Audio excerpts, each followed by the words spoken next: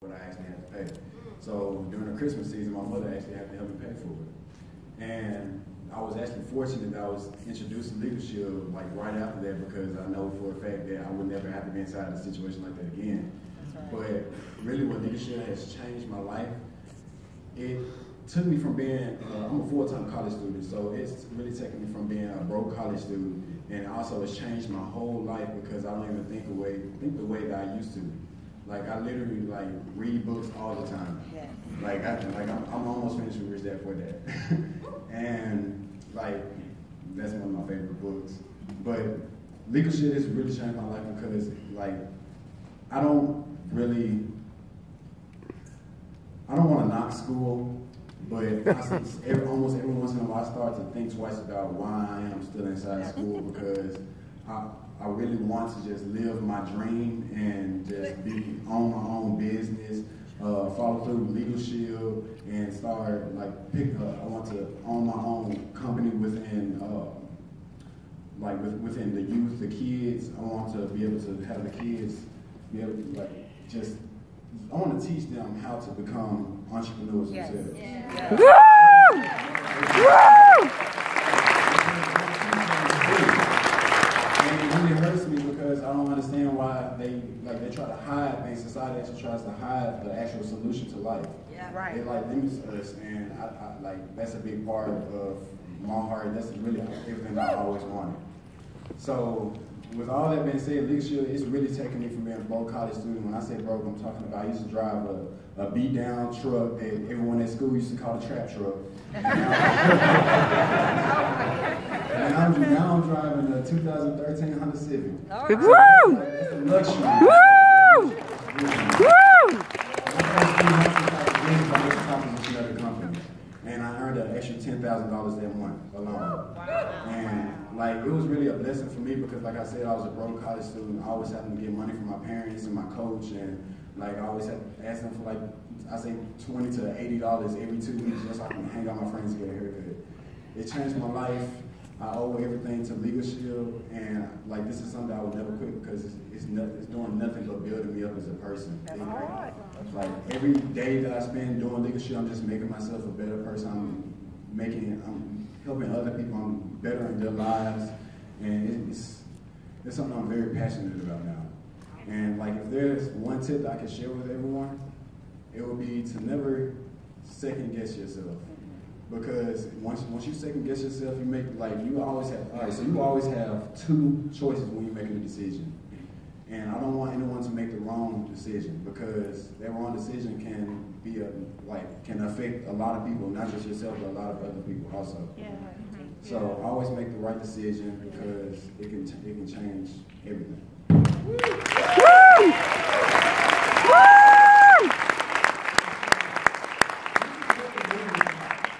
If you ask me what does leadership mean to me, this is what it means to me. Yes. It's giving people a voice, giving people a platform to make their dreams, their desires a reality. This is what it's all about. And so for me, so long, I know what it feels like to have a repossessed car. I know what it feels like to have to leave school because I couldn't afford it no longer. I know what it feels like to be a full-time student with a part-time job. I know what it feels like to work a job 4 years of my life and never get a promotion. I know what it feels like to be in this business for 4 years and courageous success in this business, get the BMW in this business, and lose everything because I took it for granted. My income grew, but I didn't, and fall all the way back down to complete and to nothing pretty much in the money. I know what that feels like. So what helped me on the field is my belief.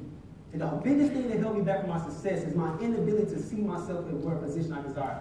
I couldn't see myself on this stage. I couldn't see myself shaking the hands of millionaires. I couldn't see myself telling people about a success story.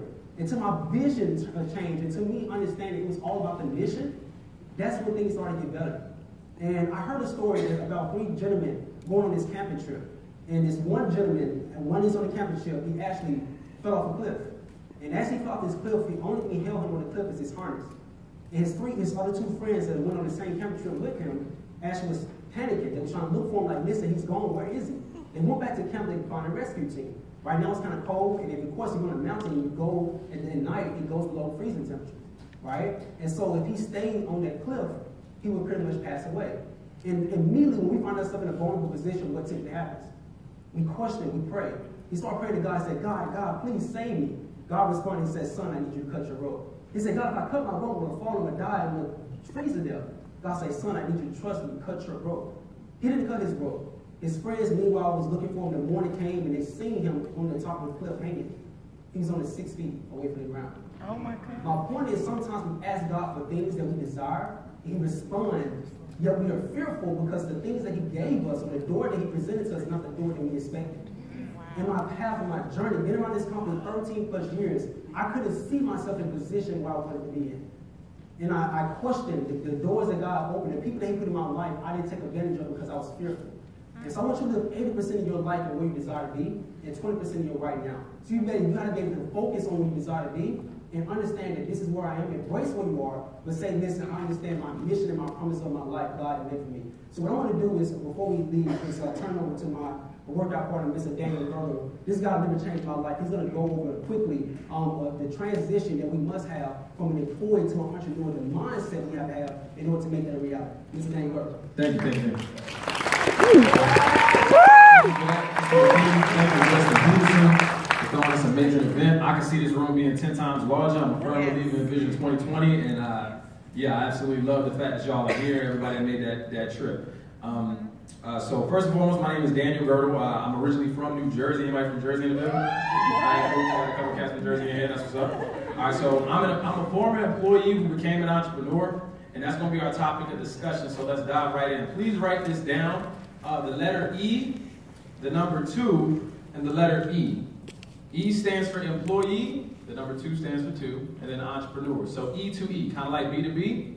We got employee to entrepreneur. Zig Ziglar once said, money isn't everything, but it ranks right up there with oxygen. How many of you would agree? Show of hands. Okay. How many would agree that the people who solve the biggest problems earn the most money in America today? Everybody agree? Okay. Just say true if it's true, all right?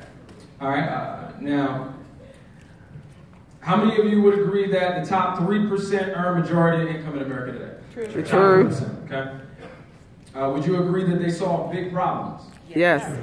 Imagine a world without cell phones, electricity, or transportation. We wouldn't be getting home. No lights in there. Can't call anybody. Right? So you agree we would have big problems, right? Mm-hmm. Okay. How many of you would agree that if 3% earn most of the money, then 97% earn just enough money? True. Okay. How many agree that this is a big problem in society today? Okay? So, for example, let's imagine that this place is a restaurant. We are between starving and hungry. There's enough food for everybody, but just these 3 on stage eat, and the rest of us don't. Everyone in this room won't eat. It's enough for them, but not for you. How do you feel? Not good. Not good, right? Okay. All right. So if the general population agrees inside and probably outside these doors that this is a big problem, my question is, how do we move that 97-3 ratio to 96-4, or 95-5, or 80-20? And I'm talking about employees versus entrepreneurs. What would you categorize that 97% of people who make just enough? What would you call them? Workers. Chris Hughes hinted on it yesterday. Employees, right? People that work for wage slaves. Wage slaves. What about the 3%? What would you call them? Bosses, owners, right? Entrepreneurs. Okay, let's use employees and entrepreneurs. So what's the difference between an employee and an entrepreneur? Mindset? Employees are paid by the hour. Entrepreneurs are paid by the value they bring to the hour. So for example, Taylor Swift, I heard her name mentioned this weekend. She might make hundreds of millions of dollars, but the people that set up the stage make what? 10, 12, an hour. Very, because they're not bringing any value to their job. Now, we agreed earlier that the people who solve the biggest problems make the most money. And how I see it is the biggest problem in America today is that there are more employees than there are entrepreneurs. If that is true, then that means we have the biggest opportunity in America today. Biggest problem.